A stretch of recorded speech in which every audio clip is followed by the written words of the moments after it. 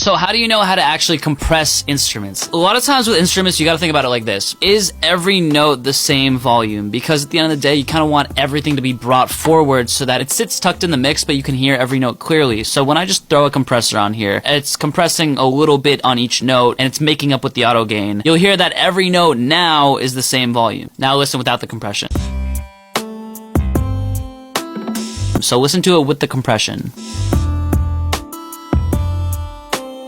The whole thing is brought forward, and that way when you tuck it into the mix, you're still gonna hear it, you're still gonna hear every note evenly. So that's the goal with compressing a sound that's like this, where not every note is the same volume and it's not too transient. So when you're working with a transient sound, such as this, you do want that transient to be intact. So for that, I would use a slower attack time. If you're trying to bring up the tail of that sound, you would want maybe a fast release time, which is gonna bring the whole sound up overall. Here's without it.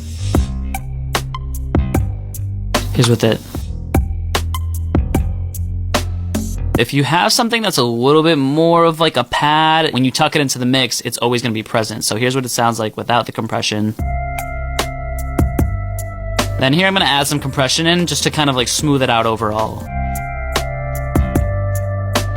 You can hear it's a little bit flatter. It's like a blanket of sound as opposed to being so up and down, you know. So I hope this was helpful. Follow for more tips, DM for coaching, mixing, or production.